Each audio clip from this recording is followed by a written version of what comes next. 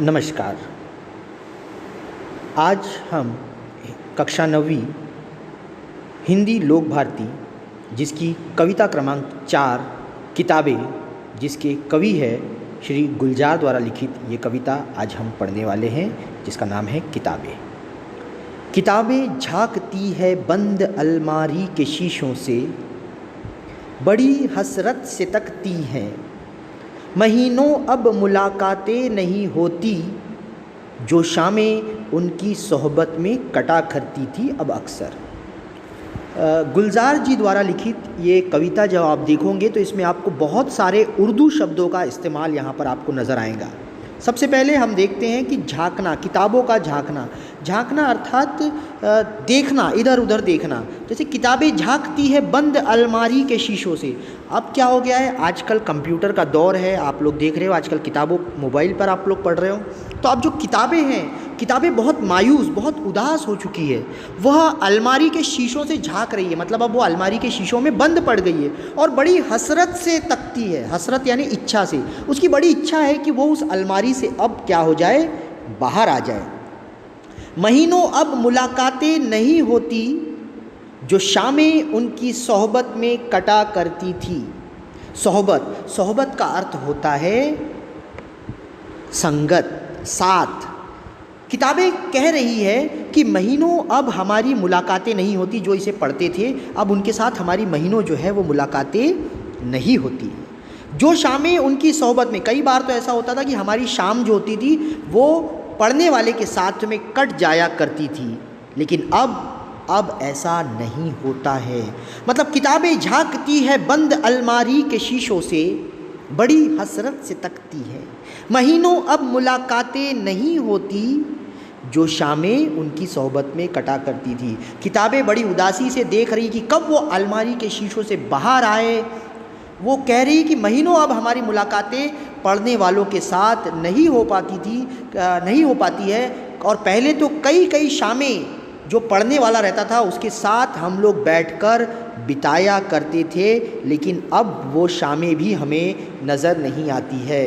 तो इस तरीके से देखेंगे हम लोग कि इसका पहला स्टांजा जो है वो ख़त्म होता है। अब हम दूसरे स्टांजा की तरफ बढ़ेंगे।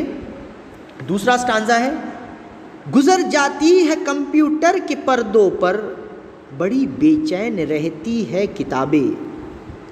उन्हें अब नींद में चलने की आदत हो गई है, जो कदरें वो सुनाती थी।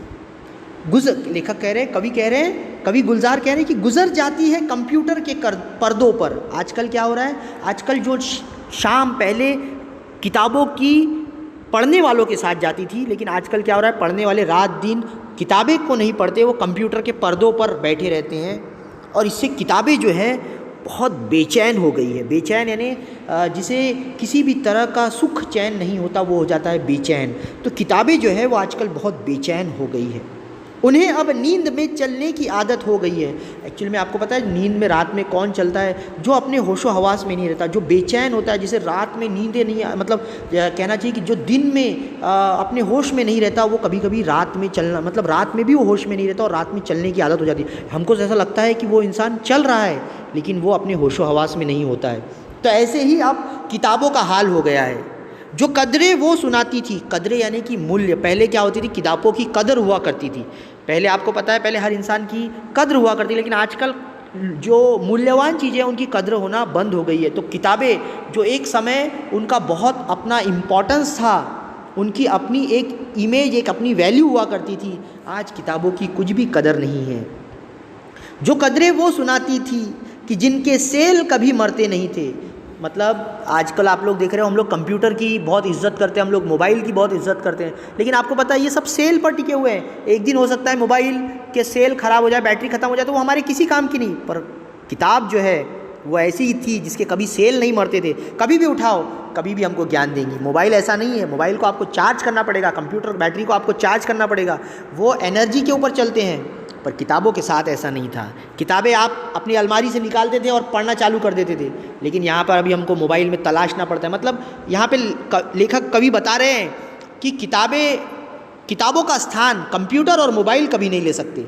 हम भले अभी आपको मोबाइल पे पढ़ा रहे हैं, लेकिन ये हमेशा का पर्याय नहीं हो सकता। हम आपको हरदम अगर आप बोलोगे कि मोबाइल पे पढ़ा है तो ये कभी भी पॉसिबल नहीं, क्योंकि उसके कुछ ड्रॉबैक्स हैं, उसके कुछ डिसएडवांटेजेस हैं कि जो कदरें वो सुनाती थी, जिनके सेल कभी नहीं मरते, वे कदरें अब नज़र नहीं आती घर में जो रिश्ते वो सुनाती थी। किताबों से हमारे एक रिश्ते थे। अगला पाठ हम आगे पढ़ेंगे।